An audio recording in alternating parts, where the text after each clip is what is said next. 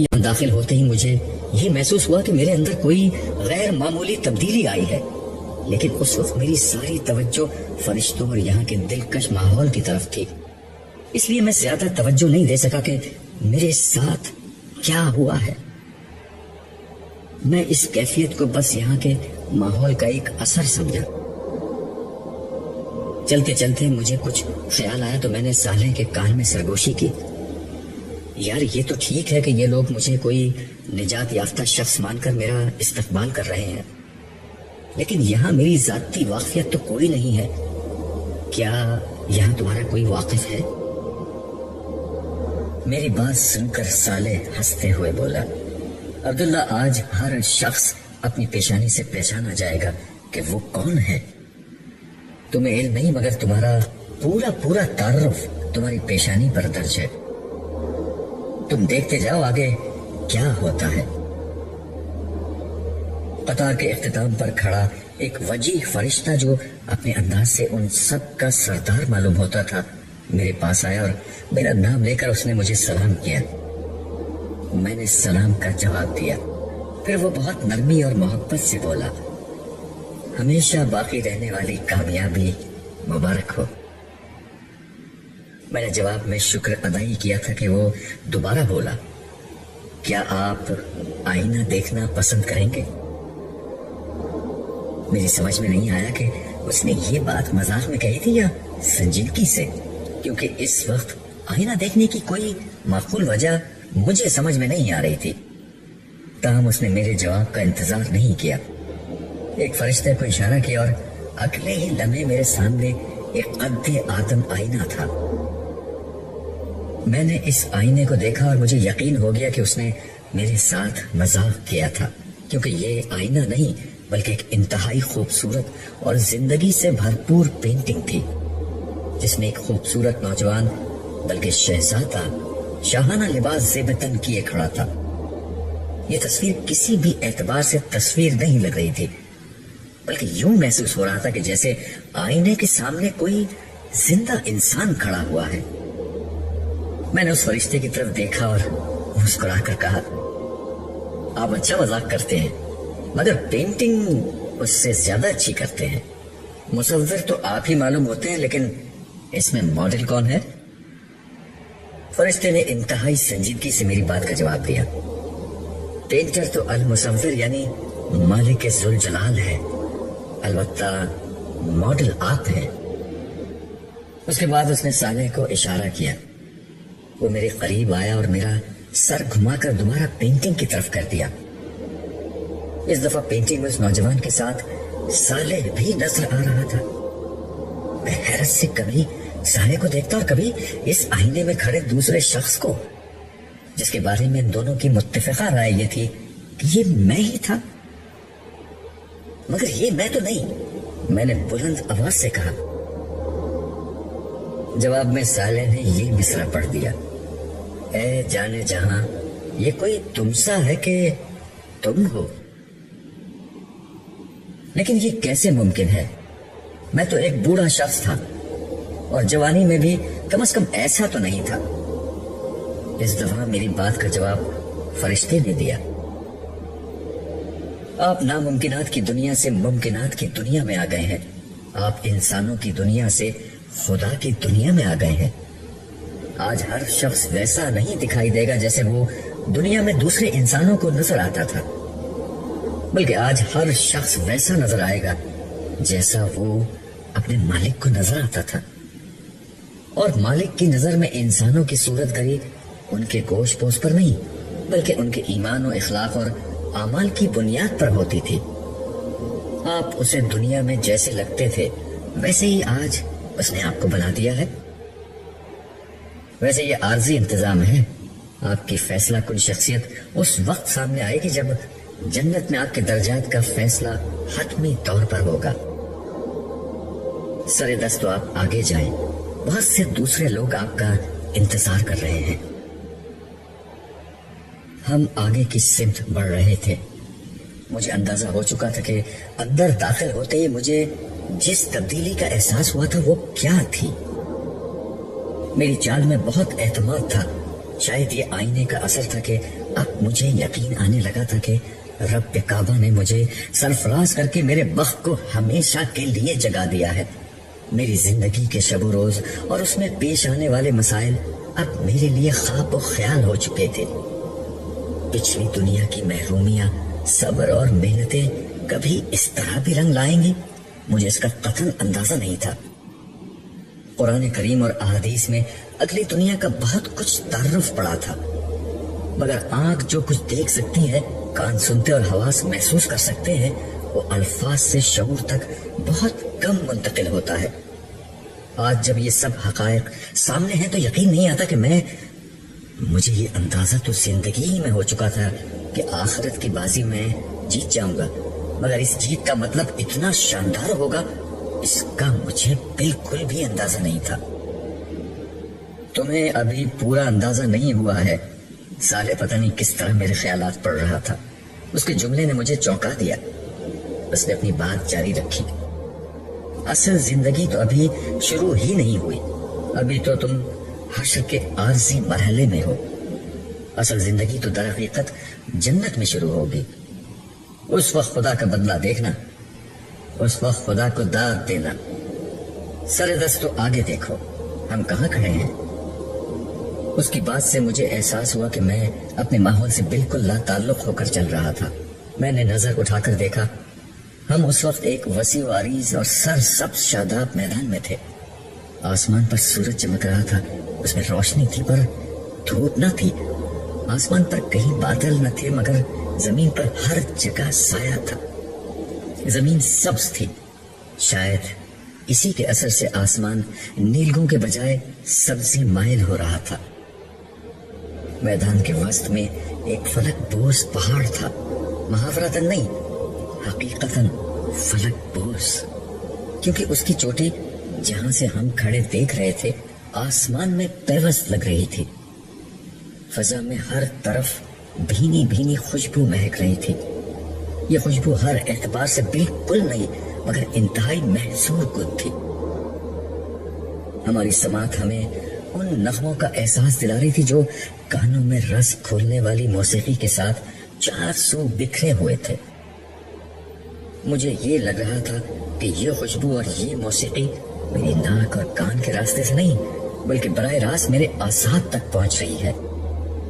اس کی تاثیر میں مہک و آنگ اور سکون و سرور کے عناصر اس خوبصورت تناسب سے یکجا تھے کہ مجھے اپنا وجود تحلیل ہوتا محسوس ہو رہا تھا. میں ایک جگہ رک کر کھڑا ہو گیا اور آنکھیں بند کر کے اس ماحول میں گم ہو گیا. سالے نے میرا انہماک دیکھ کر کہا، اس پہاڑ کا نام آراف ہے، آؤ اس کے گرد چکر لگاتے ہیں. میں ساتھ ساتھ تمہیں یہاں کی ساری تفصیلات سے آگاہ کرتا رہوں گا. میں جواب دیے بغیر سحر زدہ انداز میں سالے کے ساتھ ہو لیا. ہم نے دائیں طرف سے اپنا سفر شروع کیا. ہم کچھ دور ہی چلے تھے کہ پہاڑ کے ایک حصے پر امت آدم لکھا ہوا نظر آیا. میں نے سالے سے پوچھا، کیا یہاں آدم علیہ السلام ہے؟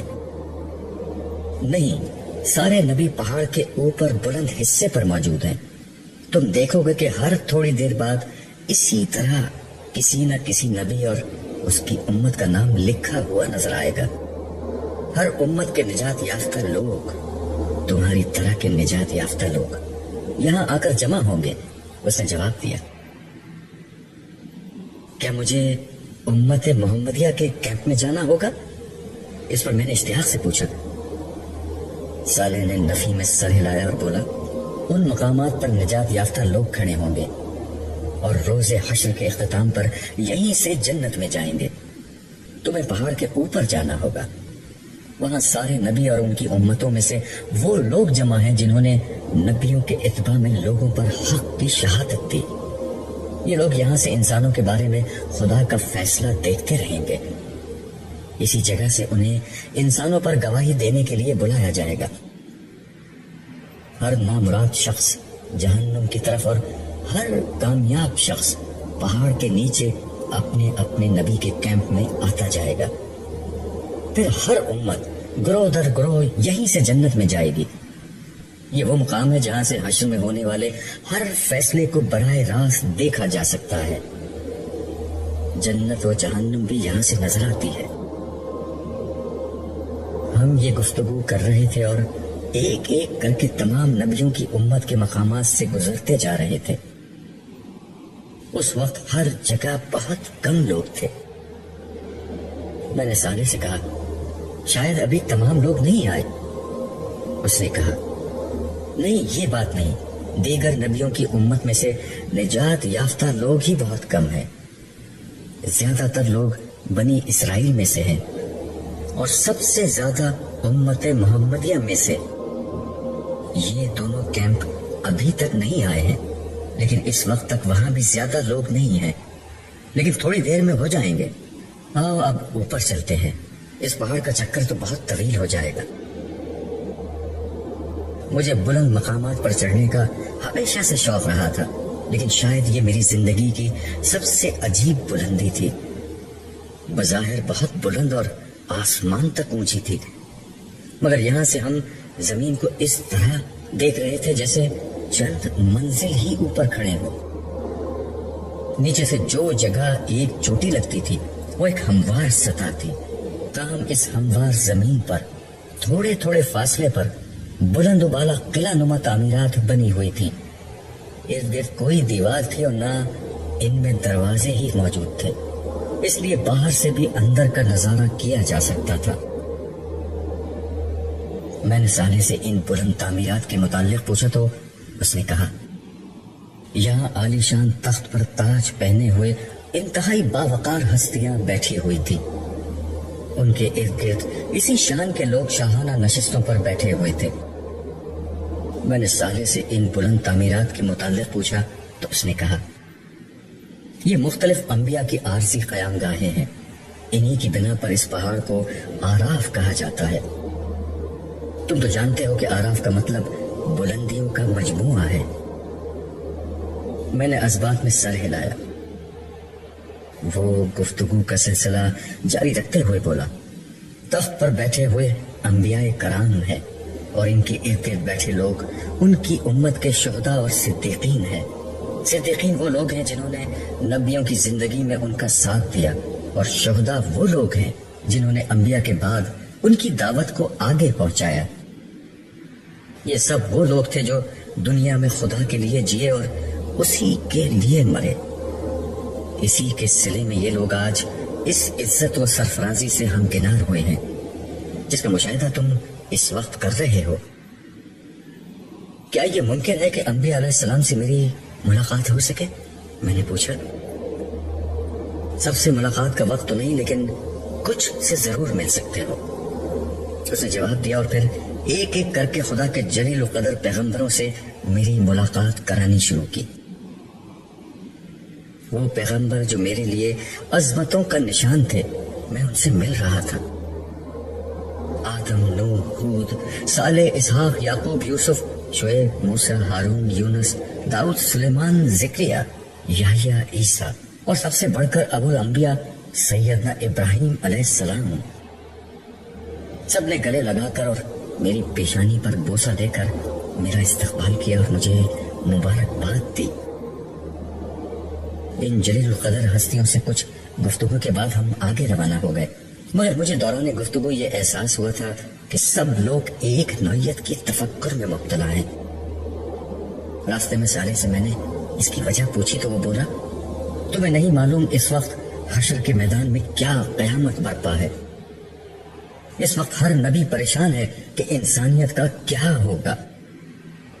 اللہ تعالیٰ کے عذاب کی شدت اتنی زیادہ ہے کہ ان انبیاء میں سے کوئی بھی نہیں چاہتا کہ اس کی امت عذاب الہی کا سامنا کرے۔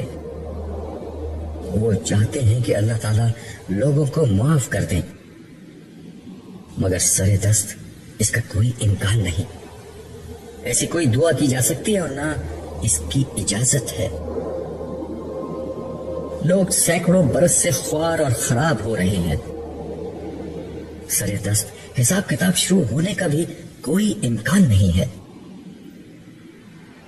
سینکڑوں برس کیا مطلب؟ ہمیں تو اندر آئے ہوئے بمشکل 1-2 گھنٹے گزرے ہوں گے۔ میں نے چونک کر تعجب سے کہا۔ یہ تم سمجھ رہے ہو، آج کا دن کامیاب لوگوں کے لیے گھنٹوں کا ہے اور باہر موجود لوگوں کے لیے انتہائی سخت و مصیبت کا ایک بے حد طویل دن ہے۔ باہر صدیاں گزر گئی ہیں مگر تم ابھی یہ بات نہیں سمجھو گے، اس نے وضاحت کرتے ہوئے جواب دیا۔ میں اس کی بات کو ہضم نہیں کر سکا، مگر ظاہر ہے میں جس دنیا میں تھا وہاں سب کچھ ممکن تھا، اور نہ جانے اور کتنی تعجب انگیز باتیں میرے سامنے آنے والی تھیں۔ صحابہ کرام اور مہاجرین و انصار حلقہ بنائے ادب و احترام سے بیٹھے تھے۔ امت محمدیہ کے اولین و آخرین کی بھی ایک بڑی تعداد موجود تھی۔ شمع رسالت کے ان پروانوں کے بیچ رسالت باپ سر جھکائے تشریف فرما تھے صلی اللہ علیہ وسلم۔ بظاہر ہر چیز بالکل ٹھیک تھی، مگر میں محسوس کر سکتا تھا کہ یہاں بھی اسی نوعیت کا تفکر پھیلا ہوا تھا جسے میں پیچھے دیکھ آیا تھا۔ رسول اللہ صلی اللہ علیہ وسلم بارگاہ اودیت میں دعا کر رہے ہیں، ہمیں بیٹھ کر انتظار کرنا چاہیے، صالح پچھلی نشستوں کی طرف بڑھتے ہوئے بولا۔ ہم پچھلی نشستوں پر بیٹھ گئے۔ یہاں سے یہ اندازہ کرنا مشکل تھا کہ آگے کیا ہو رہا ہے۔ میں نے صالح سے دریافت کیا، یہ حساب کتاب کب شروع ہوگا؟ مجھے کیا معلوم، کسی کو بھی معلوم نہیں، اس نے جواب دیا۔ اس کی بات سن کر میں خاموش ہو گیا اور نشست کی پشت سے سر ٹکا کر آنکھیں بند کر کے بیٹھ گیا۔ نہ جانے کتنا وقت گزرا تھا کہ صالح کی آواز میرے کان میں آئی، عبداللہ اٹھو، دیکھو تم سے کون ملنے آیا ہے۔ اس کی آواز پر میں چونک کر کھڑا ہو گیا۔ سامنے دیکھا تو ایک انتہائی باوقار ہستی میرے سامنے کھڑی تھی۔ ان کے چہرے پر مسکراہٹ اور آنکھوں سے محبت کے آثار جھلک رہے تھے۔ اس سے قبل کہ صالح مزید کچھ کہتا، انہوں نے نرم لہجے میں اپنا تعارف کراتے ہوئے کہا، مرحبا عبداللہ، میرا نام ابو بکر ہے، رسول اللہ صلی اللہ علیہ وسلم کی طرف سے میں تمہیں خوش آمدید کہتا ہوں۔ یہ کہتے ہوئے انہوں نے اپنے دونوں ہاتھ پھیلا دیے۔ میں پرجوش انداز میں ان سے بدلگیر ہو گیا۔ اس کے بعد وہ مجھے لوگوں سے ذرا دور لے کر ایک نشست پر جا بیٹھے۔ میں نے بیٹھتے ہی ان سے دریافت کیا، میں رسول اللہ صلی اللہ علیہ وسلم سے کب مل سکوں گا؟ رسول اللہ اس وقت بارگاہ عزتی میں شکر و دعا میں مصروف ہے، تم ان سے بعد میں مل سکتے ہو۔ اس وقت بتانے کی اہم بات یہ ہے کہ اللہ تعالیٰ کی بارگاہ میں جناب رسالت ماپ کی یہ دعا قبول ہو گئی ہے کہ لوگوں کا حساب کتاب شروع ہو جائے۔ اس قبولیت کی گھڑی میں تم نے بھی ایک دعا کی تھی، تم دوبارہ حشر کے میدان میں جا کر وہاں کا احوال دیکھنا چاہتے تھے، تمہیں اس کی اجازت مل گئی ہے۔ حساب کتاب کچھ دیر بعد شروع ہوگا، تم اس وقت تک لوگوں کے احوال دیکھ سکتے ہو۔ یہ پیغام دے کر ہی رسول اللہ صلی اللہ علیہ وسلم نے مجھے تمہارے پاس بھیجا ہے۔ یہ سن کر میرے چہرے پر خوشی کے تاثرات ظاہر ہوئے، جنہیں دیکھ کر خلیفہ رسول کے چہرے پر بھی مسکراہٹ آ گئی۔ ایک وقفے کے بعد وہ دوبارہ گویا ہوئے، باہر بہت سخت ماحول ہے، صالح اگرچہ تمہارے ساتھ ہوگا مگر پھر بھی تم یہ پیتے جاؤ، یہ مشروب تمہیں باہر کے آلام سے محفوظ کر دے گا۔ یہ کہہ کر انہوں نے پاس رکھا سنہرے رنگ کا جگمگاتا ہوا ایک گلاس میری سمت بڑھا دیا۔ میں نے دونوں ہاتھ آگے بڑھا کر یہ گلاس ان کے ہاتھوں سے لیا اور اپنے ہونٹوں سے لگا لیا۔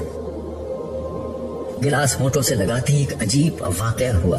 میں اگرچہ بالکل پیاسا نہیں تھا اور نہ کسی تکلیف اور بے چینی ہی میں تھا، مگر جو تسکین مجھے ملی وہ شاید صدیوں کے کسی پیاسے کو بھی پانی کا پہلا گھونٹ پینے پر نہیں ملتی ہوگی۔ اس مشروب کا ایک گھونٹ حلق سے اتارتے ہی لذت، سیرابی، آسودگی، مٹھاس اور ٹھنڈک کے الفاظ اپنے ایسے مفاہیم کے ساتھ مجھ پر واضح ہوئے جس کا تجربہ مجھے تو کیا کسی دوسرے انسان کو بھی کبھی نہیں ہوا ہوگا۔ اس مشروب کا ایک ایک قطرہ میری زبان سے حلق سے سینے اور سینے سے معدے تک اترتا رہا اور میری رگ رگ کو سیرابی اور सरशारी की कैफियत से दो चार करता गया। मेरा दिल तो चाहा कि एक ही घूंट में पूरा गिलास पी जाऊं, मगर जिस हस्ती के सामने बैठा था उसका अदब इसमें माने हुआ। ये नई जिंदगी और नई दुनिया का पहला तारुफ है। ये जामे कौसर है। इसे पीने के बाद हशर में गर्मी और प्यास तुम्हें नहीं सताएगी। ये अल्फाज सुनते ही मुझे समझ में आ गया कि मुझ पर इस मशरूब का ये गैर मामूली असर क्यों हुआ था। ये जन्नत की नहर कौसर का पानी था और बिलाशुबा उन तमाम खसाइस का हामिल था जिनका जिक्र मैं हमेशा सुनता रहा था। उस लम्हे मुझे ये भी अंदाजा हुआ कि जन्नत की नेमतें क्या होंगी। पिछली दुनिया में खाने पीने की लज्जत दो चीजों में पोशीदा थी। एक ये कि इंसान को शदीद भूख और प्यास लगी हो, और दूसरे उसे खाने पीने के लिए बहुत लजीज शय मिल जाए। मगर जन्नत की हर शय अपनी जात में इंतहाई लजीज होने के साथ साथ इंसान को बगैर भूख और प्यास के वो लज्जत और तस्कीन भी फराहम करेगी जो सिर्फ एक इंतहाई भूखे और प्यासे शख्स को ही मिल सकती है। अब मुझे मालूम हो गया कि जन्नत में ना भूख होगी ना प्यास, मगर उसके बावजूद इंसान जितना चाहेगा शौक से खाएगा, और उसकी कोई सहरी ऐसी नहीं होगी जो उसे करानी और भारीपन में मुब्तला कर दे।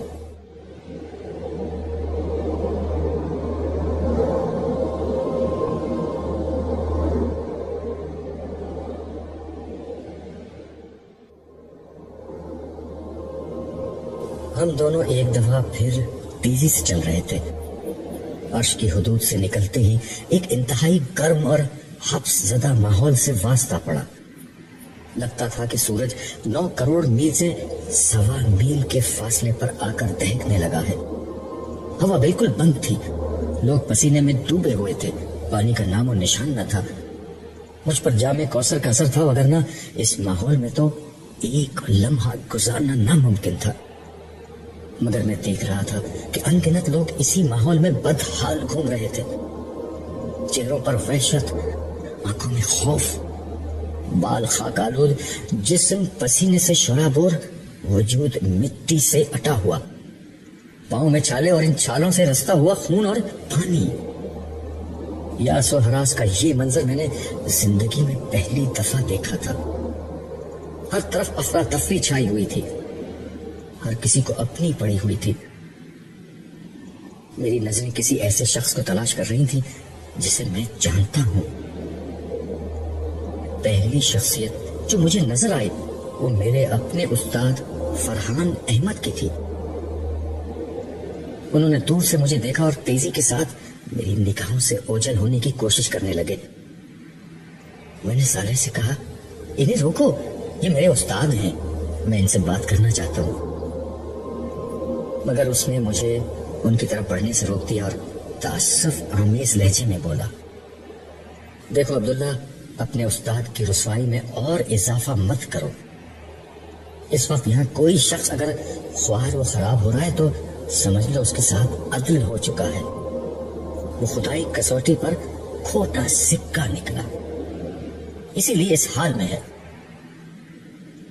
मैंने तड़प कर कहा, मगर हमने तो खुदा परस्ती और आखिरत की सोच और इखलाक की सारी बातें इन्हीं से सीखी थी। सीखी होंगी, साले बेपरवाही से जवाब देते हुए बोला, मगर इनका इल्म इनकी शख्सियत नहीं बन सका। देखो, खुदा के हुजूर किसी शख्स का फैसला उसके इल्म की बुनियाद पर नहीं होता। उसके अमल, सीरत और शख्सियत की बुनियादी हैसियत होती है। इल्म सिर्फ इसलिए होता है कि शख्सियत दुरुस्त बुनियादों पर तामीर हो सके। जब तामीर ही गलत हो तो ये इल्म नहीं, सांप है। इल्म जाहिर तक रहे तो सांप है, और दिल में उतर जाए तो दोस्त बन जाता है। यही तुम्हारे उस्ताद के साथ हुआ है। वो एक अच्छे मुसन्निफ थे, बातें भी अच्छी करते थे, मगर उनकी सीरत व किरदार उनकी बातों के मुताबिक न थी। दरहकीकत तुम्हारे उस्ताद सांप पाल रहे थे। आज इनके इन सांपों ने उन्हें डस लिया है। آج یہاں جب تم لوگوں کو دیکھو گے تو ان کے ظاہر اور ان کی باتوں کے مطابق نہیں پاؤ گے، بلکہ ان کی شخصیت ٹھیک ویسے ہی نظر آئے گی جیسے وہ اندر سے تھے۔ یاد رکھو، خدا لوگوں کو ان کے ظاہر اور ان کی باتوں پر نہیں پرکھتا، وہ عمل اور شخصیت کو دیکھتا ہے۔ خاص کر اہل علم کا احتساب آج کے دن بہت سخت ہوگا۔ جو باتیں دوسروں کے لیے عذر بن جائیں گی، عالم کے لیے نہیں بن سکیں گی۔ مگر انہوں نے بڑی قربانیاں دی تھیں۔ میں نے ہار نہ مانتے ہوئے کہا، ہاں مگر ان کا بدلہ انہیں دنیا ہی میں مل گیا۔ صالح نے جواب دیتے ہوئے کہا، علم کی غلطیاں معاف ہو سکتی ہیں، مگر شخصیت اور عمل کی کمزوری آج کے دن اسی حال میں پہنچائے گی جس میں تمہارے استاد مبتلا ہوئے ہیں۔ خیر، ابھی تو یہ دن شروع ہوا ہے، دیکھو آخر تک کیا ہوتا ہے۔ میں صدمے کی حالت میں دیر تک گمسم کھڑا رہا۔ میں ایک یتیم شخص تھا جس کا کوئی رشتہ ناتا نہ تھا۔ میرے لیے جو کچھ تھے وہ میرے استاد تھے۔ انہوں نے میری سرپرستی کی، مجھے علم سکھایا، میری شادی کروائی اور زندگی میں ایک مقصد دیا۔ جو شخص میرے لیے باپ سے زیادہ مقدم تھا، اسے اس حال میں دیکھ کر مجھے ایک شوق لگا تھا۔ میں اس کیفیت میں اپنے ماحول سے قطعاً لا تعلق ہو گیا۔ میرے سامنے ان گنت لوگ بھاگتے دوڑتے، گرتے پڑتے چلے جا رہے تھے۔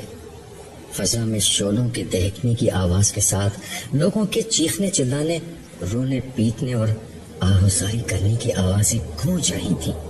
میں نے گردن گھما کر صالح کی طرف دیکھا۔ اس کا چہرہ ہر قسم کے تاثر سے عاری تھا اور وہ مستقل مجھے دیکھے جا رہا تھا۔ میری توجہ اپنی طرف مبذول پا کر وہ بولا، عبداللہ، تم میدان حشر کے احوال جاننے کے شوق میں اپنی جگہ چھوڑ کر یہاں آئے ہو تو ایسے بہت سے مناظر ابھی تمہیں اور دیکھنے ہوں گے۔ میں تمہیں مزید صدمات سے بچانے کے لیے ابھی سے یہ بات بتا رہا ہوں کہ تمہاری بیوی، 3 بیٹیوں اور 2 بیٹوں میں سے تمہاری ایک بیٹی لیلا اور ایک بیٹا جمشید اسی میدان میں خوار و پریشان موجود ہیں۔ صالح کی یہ بات سن کر میرے پاؤں تلے سے زمین نکل گئی۔ مجھے چکر سا آ گیا اور میں سر پکڑ کر بیٹھ گیا۔ صالح میرے ساتھ ہی زمین پر خاموش بیٹھ گیا۔ میری آنکھوں سے مسلسل آنسو بہ رہے تھے، مگر یہاں کسی کو کسی کی کوئی پرواہ نہیں تھی۔ کوئی کیوں بیٹھا ہے، کیوں کھڑا ہے، کیوں لیٹا ہے، کیوں رو رہا ہے، کیوں چیخ رہا ہے، کیوں ماتم کر رہا ہے، یہ کسی کا مسئلہ نہیں تھا۔ آج سب کو اپنی ہی پڑی تھی۔ ایسے میں کوئی رک کر مجھ سے میرا غم کیوں پوچھتا؟ لوگ ہمارے پاس سے بے نیازی سے گزرتے چلے جا رہے تھے۔ کچھ دیر بعد میں نے صالح سے پوچھا، اب کیا ہوگا؟ ظاہر ہے حساب کتاب ہوگا اور پھر اس کے بعد ہی کوئی حتمی بات سامنے آئے گی۔ اس کا جواب تو ٹوک تھا۔ پھر وہ اپنی بات کی مزید وضاحت کرتے ہوئے بولا، پچھلی دنیا میں جن لوگوں نے آج کے دن کی حاضری کو اپنا مسئلہ بنا لیا تھا اور وہ اسی کے لیے جیے، چاہے وہ ایمان و اخلاق کے تقاضے پورے کرنے والے صالحین ہو یا خدا کے دین کی نصرت کو اپنا مسئلہ بنانے والے اہل ایمان، سب کے سب اس طرح اٹھائے گئے ہیں کہ ان کی نجات کا فیصلہ ہو چکا ہے۔ ان لوگوں نے زندگی میں صرف نیکیاں کمائی تھیں، خالق و مخلوق کے حقوق پورے کیے تھے، چنانچہ ان کی موت ہی ان کا پروانہ نجات بن کر سامنے آئی تھی اور حشر کے دن انہیں شروع ہی سے عافیت نصیب ہو گئی۔ مگر گناہ تو سب کرتے ہیں، تو کیا ان لوگوں نے گناہ نہیں کیے تھے؟ میں نے پوچھا۔ ہاں، گناہ انہوں نے بھی کیے تھے، مگر ان کے چھوٹے موٹے گناہ ان کی نیکیوں نے ختم کر دیے، اور اگر کبھی کسی بڑے گناہ سے دامن آلودہ ہوا تو انہوں نے فوراً توبہ کے آنسوؤں سے ان داغوں کو دھو دیا تھا۔ ایسے تمام صاف ستھرے پاکیزہ لوگ اس وقت عرش کے سائے کے نیچے موجود ہیں۔ ان لوگوں کا رسمی حساب کتاب ہوگا، جس کے بعد ان کی کامیابی کا اعلان کر دیا جائے گا۔ اس کے برعکس جن لوگوں کے نامہ اعمال میں کوئی ایسا بڑا جرم ہوا ہو جو ایمان ہی کو غیر مؤثر کر دے، جیسے کفر، شرک، منافقت، قتل، زنا بالجبر، ارتداد، یتیموں کا مال کھانا، اللہ کی حدود کو پامال کرنا اور اسی نوعیت کے دیگر جرائم وغیرہ، تو میزان عدل میں ایسے لوگوں کے گناہوں کا پلڑا بھاری ہوگا اور انہیں جہنم کی سزا سنا دی جائے گی۔ صالح نے قانون کی تفصیلی وضاحت کی، لیکن انسان تو ان دو انتہاؤں کے درمیان بھی ہوتے ہیں، ان کا کیا ہوگا؟ میں نے سوال کیا تو صالح نے جواب دیا، ہاں، ان دو انتہاؤں کے درمیان وہ لوگ ہیں جن کے پاس ایمان اور کچھ نہ کچھ عمل صالح کا سرمایہ بھی ہے، مگر وہ دنیا میں گناہ بھی کرتے رہے اور توبہ بھی نہیں کی۔ ایسے لوگوں کو اپنے گناہوں کی پاداش میں حشر کے دن کی سختی جھیلنی ہوگی، اس کے بعد نجات کا کوئی امکان پیدا ہوگا۔ آج جو لوگ میدان حشر میں پھنسے ہوئے ہیں وہ یا تو مجرمین ہیں جنہیں آخر کار جہنم میں پھینکا جائے گا، یا پھر وہ اہل ایمان ہیں جن کا دامن گناہوں سے داغدار ہے۔ سو جس کے گناہ جتنے زیادہ اور جتنے بڑے ہوں گے، آج کے دن اسے اتنا ہی خوار و خراب ہونا ہوگا۔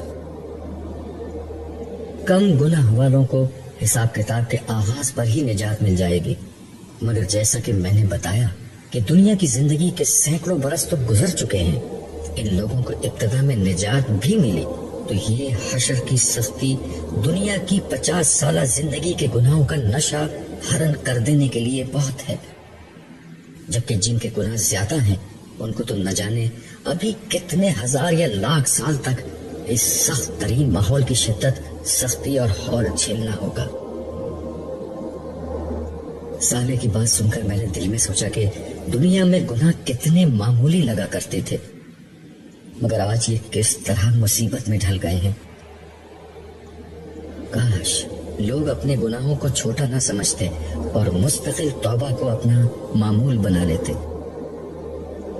وہ غیبت، چغل خوری، اسراف، نمود و نمائش، الزام و بہتان وغیرہ کو معمولی چیز نہ سمجھتے، اللہ اور بندوں کے حقوق کی پامالی کو چھوٹا نہ خیال کرتے، اللہ کی نافرمانی سے بچتے اور رسول کریم کی پیروی کرتے، تو آج یہ دن نہ دیکھنا پڑتا جہاں ایک گناہ کی تھوڑی سی لذت سینکڑوں برس کی خواری میں بدل چکی ہے۔ پھر میں نے اس سے دریافت کیا، کیا اس وقت کسی کو یہ معلوم ہے کہ اس کی نجات ہوگی یا نہیں، اور ہوگی تو کس طرح ہوگی؟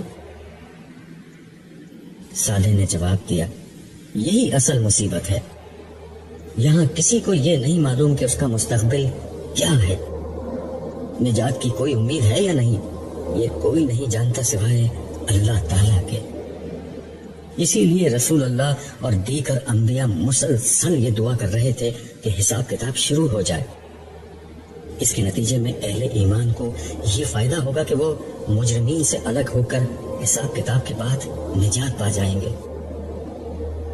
تم جانتے ہو آج کے دن انفرادی طور پر نہ کسی کے لیے زبان سے کوئی حرف نکالا جا سکتا ہے اور نہ اس کی کوئی گنجائش ہے، اور خوشی کی بات یہ ہے کہ رسول اللہ صلی اللہ علیہ وسلم کی یہ دعا قبول ہو چکی ہے۔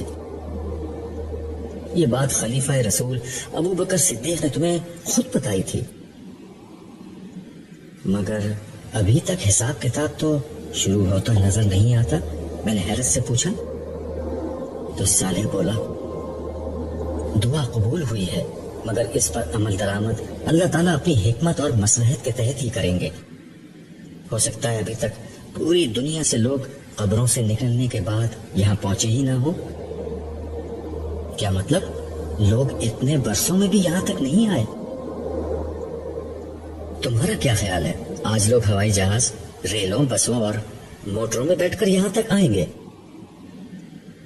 آج سب پیدل دوڑتے آ رہے ہیں۔ اسرافیل کے سور نے لوگوں کو اس سمت آنے کے لیے مجبور کر دیا ہے۔ آج سمندر پاٹ دیے گئے ہیں اور پہاڑ ڈھا دیے گئے ہیں، اسی لیے لوگ سیدھا یہاں آ رہے ہیں، مگر ظاہر ہے پیدل آتے ہوئے وقت تو لگے گا۔ البتہ صالحین کے ساتھ فرشتے تھے جو انہیں فوراً یہاں لے آئے۔ بہرحال جب تک حساب کتاب شروع نہیں ہوتا ہم یہاں موجود لوگوں کے احوال دیکھ لیتے ہیں۔ ویسے شاید تم اسی مقصد کے لیے یہاں آئے تھے؟ صالح نے یہ الفاظ کہے اور میرے جواب کا انتظار کیے بغیر میرا ہاتھ تھامے آگے بڑھنے لگا۔ اس وقت شدید گرمی سے چہرے تپ رہے تھے، ہر طرف گرد و غبار اڑ رہا تھا، لوگ گروہوں کی شکل میں اور تنہا تنہا ادھر سے ادھر پریشان گھوم رہے تھے۔ میری متلاشی نظریں اپنے کسی شناسا کو ڈھونڈ رہی تھی، مگر کہیں کوئی شناسا صورت نظر نہیں آ رہی تھی۔ اچانک ایک طرف سے ایک لڑکی نمودار ہوئی اور قبل اس کے کہ میں اس کی شکل دیکھ پاتا وہ میرے قدموں میں گر کر بے بسی سے رونے لگی۔ میں نے قدرے پریشانی سے صالح کی سمت دیکھا۔ اس نے سپاٹ لہجے میں لڑکی سے کہا، کھڑی ہو جاؤ۔ اس کے لہجے میں نہ جانے کیا تھا کہ میری ریڑھ کی ہڈی میں سنسناہٹ ہونے لگی۔ لڑکی بھی سہم کر کھڑی ہو گئی۔ میں نے اس کا چہرہ دیکھا، یہ چہرہ خوف، اندیشے اور غم کے سایوں سے سیاہ پڑ چکا تھا۔ چہرے اور بالوں پر مٹی پڑی ہوئی تھی، پیاس کے مارے ہونٹوں پر پپڑیاں جمی ہوئی تھی اور وحشت زدہ آنکھوں میں خوف و دہشت کا رنگ چھایا ہوا تھا۔ کرب کی ایک لہر میرے وجود کے اندر اتر گئی۔ میں نے اس چہرے کو جب پہلی دفعہ دیکھا تھا تو بے ساختہ چشمے بددور کہا تھا۔ گورا رنگ، کھڑا کھڑا ناک نقشہ، کتابی چہرہ، گلابی ہونٹ، نیلی آنکھیں اور گہرے سیاہ بال۔ خدا نے اس چہرے کو قدرتی حسن سے اس طرح نوازا تھا کہ زیب و زینت کی اسے حاجت نہ تھی، مگر آج یہ چہرہ بالکل بدل چکا تھا۔ ماضی کا جمال روز حشر کے حزن و ملال کی تہہ میں کہیں دفن ہو چکا تھا۔ سراپا حسرت، سراپا وحشت، سراپا اذیت اور مجسم ندامت۔ یہ وجود کسی اور کا نہیں، میرے چہیتے بیٹے جمشید کی بیوی اور اپنی بڑی بہو ہما کا تھا، جو حسرت و یاس کی ایک زندہ تصویر بن کر میرے سامنے کھڑی تھی۔ ابو جی مجھے بچا لیجئے، میں بہت تکلیف میں ہوں، یہاں کا ماحول مجھے مار ڈالے گا۔ میں نے ساری زندگی کوئی تکلیف نہیں دیکھی، مگر لگتا ہے کہ اب میری زندگی میں کوئی آسانی نہیں آئے گی۔ اللہ کے واسطے مجھ پر رحم کیجئے، آپ اللہ کے بہت محبوب بندے ہیں، مجھے بچا لیجئے۔ یہ کہتے ہوئے ہما ہچکیاں لے کر رونے لگی۔ جمشید کہاں ہے؟ میں نے ڈوبے ہوئے لہجے میں دریافت کیا۔ وہ یہیں تھے، وہ بھی آپ کو ڈھونڈ رہے ہیں، مگر یہ اتنی بڑی جگہ ہے اور اتنے سارے لوگ ہیں، کسی کو ڈھونڈنا ناممکن ہے۔ ان کا حال بھی بہت برا ہے، وہ مجھ سے بہت ناراض تھے۔ انہوں نے ملتے ہی مجھے تھپڑ مار کر کہا تھا کہ تمہاری وجہ سے میں برباد ہو گیا۔ ابو میں بہت بری ہوں، میں خود بھی تباہ ہو گئی اور اپنے خاندان کو بھی برباد کر دیا۔ پلیز مجھے معاف کر دیں اور مجھے بچا لیں۔ اللہ کا عذاب بہت خوفناک ہے، میں اسے برداشت نہیں کر سکتی۔ ہما فریاد کر رہی تھی اور اس کی آنکھوں سے آنسوؤں کی لڑیاں بہہ رہی تھی۔ میرے دل میں پدری محبت کا جذبہ جوش مارنے لگا۔ وہ بہرحال میری بہو تھی، مگر اس سے پہلے کہ میں کچھ کہتا صالح اسی سپاٹ لہجے میں بولا، یہ بات تمہیں دنیا میں سوچنی چاہیے تھی ہما بی بی، آج تمہاری عقل ٹھکانے آ گئی ہے، مگر یاد ہے دنیا میں تم کیا تھی؟ تمہیں شاید یاد نہ آئے، میں یاد دلاتا ہوں۔ یہ کہتے ہوئے صالح نے اشارہ کیا اور یک لخت ایک منظر سامنے نظر آنے لگا۔ یہ جمشید اور ہما کا کمرہ تھا۔